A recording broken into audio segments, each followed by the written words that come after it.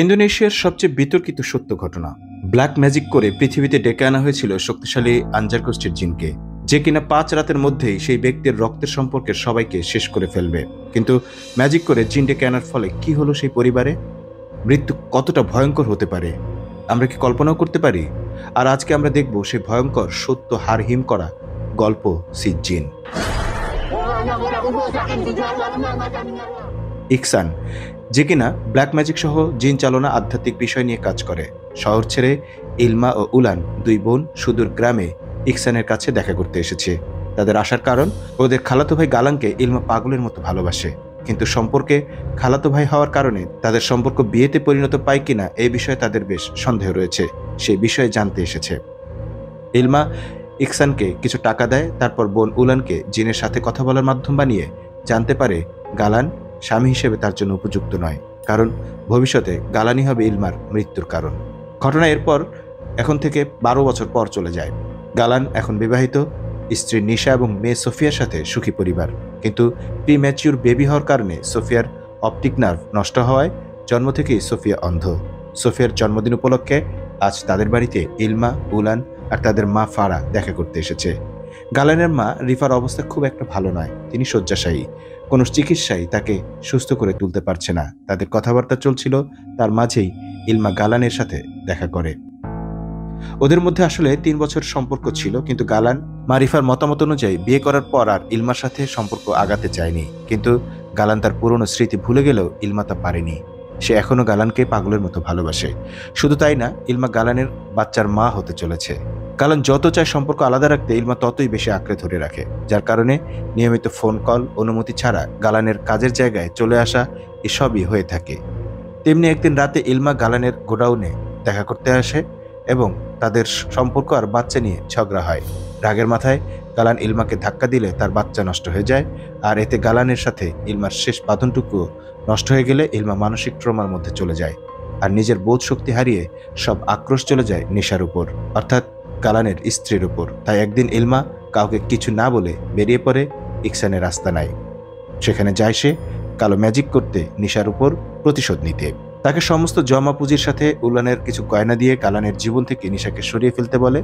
সে নিজে এতদিন যা কিছু স্যাক্রিফাইস করেছে, এতে তার কোনো কিছুই যায় আসে না, শুধু নিশা যেন না বাঁচে, কোনোভাবেই যেন না বাঁচে। ইকসান বলে ইভিল জিন গোষ্ঠীর মধ্যে আনজার মুসলিমদের সব থেকে বেশি ঘৃণা করে, এজন্য তাকেই ব্ল্যাক ম্যাজিকের মাধ্যমে ইলমার কাজ সম্পূর্ণ করার জন্য ডেকে আনবে। এই জিন নিশা ও তার রক্তের সম্পর্কের সবাইকে 5 রাতের মধ্যে শেষ করে ফেলবে। কথাটা শুনেই ইলমার সোফিয়াকে মনে পড়ে। সে তো এখনো ছোট, তার উপর তো কোনো আক্রোশ নেই। নিশার উপর প্রতিশোধ নিতে গিয়ে শেষে মেয়েটা মারা যাবে। কিন্তু এত ভেবে কি লাভ? ইলমার নিজেরও অন্তঃসত্ত্বা ভ্রূণ মারা গিয়েছে, তার কি হবে? তাই মনকে নিজে সান্ত্বনা দিয়ে ইলমা ইকসানকে সম্মতি দেয়, আর তারপর শুরু হয় ব্ল্যাক ম্যাজিক। এই ব্ল্যাক ম্যাজিকের জন্য প্রথমেই প্রয়োজন পড়বে নিশার চুল, নখ বা রক্ত, সাথে মহিষের কাটা মাথা, তার নাড়ি ভুঁড়ি এবং সদ্য কাফন করা লাশের কাটা পা। ইকসান এগুলো নিজের মতো করে জোগাড় করে ফেলে, বাকি ছিল নিশার জিনিস। তাই একদিন ইলমা গালানের অনুপস্থিতিতে ওর বাড়িতে সোফিয়ার সাথে দেখা করতে এসে বাথরুম থেকে জোগাড় করে চিরুনিতে থাকা নিশার চুল। এখন দরকার নখ বা রক্ত, কিন্তু বালতি থেকে নিশার পিরিয়ডের প্যাড পেয়ে যাবার পর ইলমার কাজ আরো সহজ হয়ে যায়। এরপর শুরু হয় আনজার জিনকে ডেকে আনার প্রক্রিয়া। গভীর রাত, গালান ঘুমিয়ে আছে, নিশা তাহাজ্জুদের নামাজ পড়ছিল। হঠাৎ ওর সামনে মহিষের কাটা মাথা এসে পড়ে, সাথে সাথে সারা শরীরে ছিটিয়ে পড়ে মহিষের রক্ত এবং অন্ত্র। চিৎকার শুনে গালান ছুটে এসে দেখে সেখানে কিছুই নেই, সবটাই নিশার মনের ভুল। এরপর সকালে নিশা বাড়িতে একা, হঠাৎ সোফিয়ার পুতুল হাতে নিয়ে এক অদ্ভুত পরিবর্তন আসে।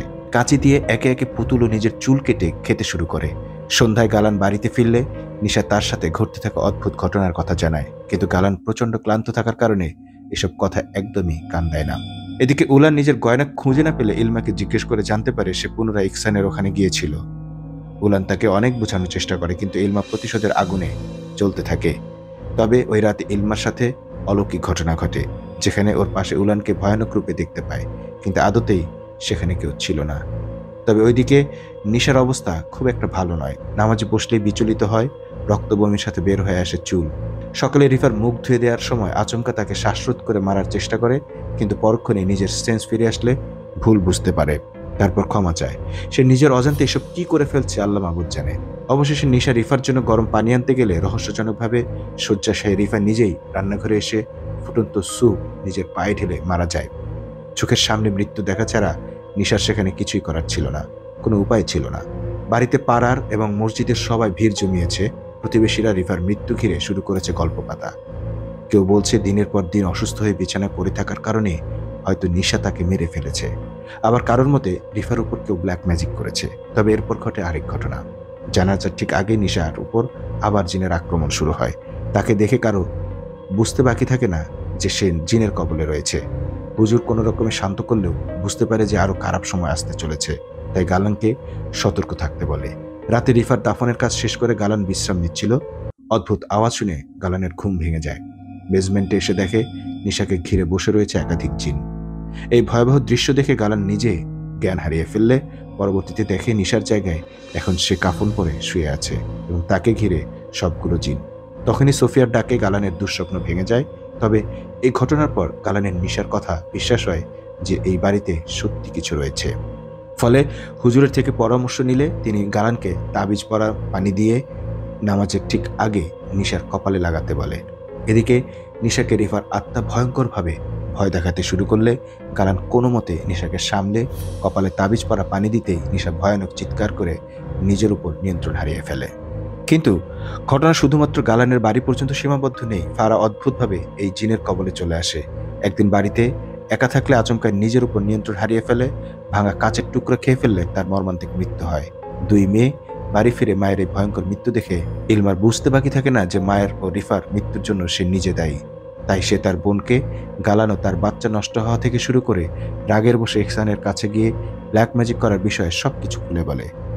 কিন্তু এখন এখানে প্রশ্ন, যে ইহসান বলেছিল জিন নিশার রক্তের সম্পর্কে সবাইকে শেষ করবে, তাহলে মা এবং রিফা কেন মারা গেল? তখন বিকালে মসজিদ থেকে আজান শোনা যাচ্ছিল। হঠাৎ নিশা চিৎকার করে বারান্দায় টেবিলে উঠে গলায় দড়ি দিয়ে ঝুলে পড়ে। গালান ঠিক সময় সে তাকে বাঁচিয়ে নিলেও এই ঘটনার প্রভাব বেশ ভালোভাবেই নিশার উপর পড়ে। গালান হুজুরকে ডেকে আনলে তিনি আজ রাতে নিশাকে মসজিদে নিয়ে যেতে বলে। এর কিছুক্ষণ পর ইলমা গালানের সাথে দেখা করে জানায় যে সবকিছুর জন্য আসলে সেই দায়ী। তবে এখন একে অপরকে দোষ দেওয়া ছাড়া কোনো উপায় নেই, কারণ ইলমার বাচ্চা নষ্ট হয়েছে গালানের কারণেই। তবে দোষ জারি হোক না কেন, এসব মৃত্যু থামাতে হলে জিনকে থামাতে হবে। তবে ইলমা উলানকে নিয়ে ইহসানের কাছে যাওয়ার প্রস্তুতি নিল। তখন উলানের উপর জিন ভর করে। উলান ইলমার উপর আক্রমণ করলে কোনো রকমে নিজেকে বাঁচানোর চেষ্টা করে, কিন্তু অবশেষে তার চোখের সামনে জিন উলানের মাথার তালু উপড়ে দিয়ে মেরে ফেলে। ইলমা বুঝতে পারে জিন কোনো রক্তের সম্পর্ক ছাড়াই পুরো পরিবারকে নির্বংশ করছে। আর এখন নিশা এবং গালানের পালা।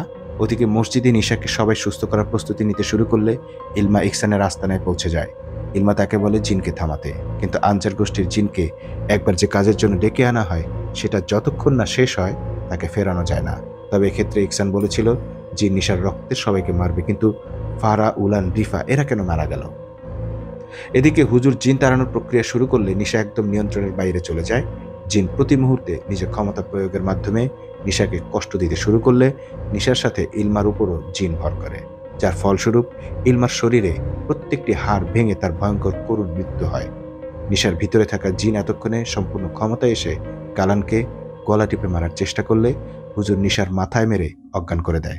কিন্তু আচমকা সবাইকে চমকে দিয়ে সোফিয়ার উপর জিন ভর করলে সে সেই অবস্থায় মসজিদে উপস্থিত হয়। আর এই ঘটনার সাথে বের হয়ে আসে আসল ব্যাপার। ইলমা যেদিন ব্ল্যাক ম্যাজিকের জন্য নিশার চুল ও রক্ত নিতে তাদের বাসায় গিয়েছিল, তার একদিন আগেই সোফিয়ার প্রথম পিরিয়ড হয়। ইলমা ভুল করে নিশার জায়গায় সোফিয়ার রক্তে মাখা প্যাড নিয়ে আসে, আর তাই শুরুতেই ভুলবশত ব্ল্যাক ম্যাজিকে নিশার রক্ত না নিয়ে সোফিয়ার রক্ত ব্যবহার করা হয়েছিল, যার ফলস্বরূপ জিন নিশার পরিবার বাদে গালানের পরিবারকে নির্বংশ করছিল।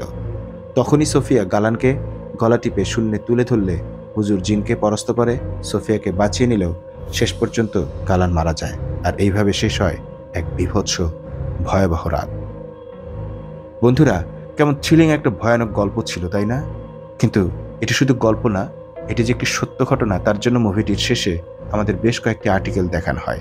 সেখানে বলা হয় ইন্দোনেশিয়ার পান্ডেংলান মসজিদের বেসমেন্ট থেকে এক পরিবারকে ভয়ানক অবস্থায় উদ্ধার করা হয়। পরিবারের মধ্যে পুরুষ লোকটির মৃত্যু ঘাড় ভেঙে হয়েছিল। তাদের একমাত্র মেয়ে এবং মাকে অজ্ঞান অবস্থায় হসপিটালে ভর্তি করা হয়। পুলিশ লোকটির দুই কাজিনের লাশ ভিন্ন ভিন্ন জায়গা থেকে উদ্ধার করে। মহিলাটির অবস্থা বেশ আশঙ্কাজনক, কিন্তু মেয়েটি সুস্থ হয়ে গেলেও তাকে দেখাশোনার জন্য কেউ আর বেঁচে নেই।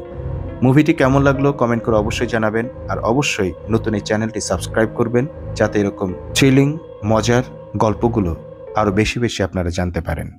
ধন্যবাদ সবাইকে। আল্লাহ হাফেজ।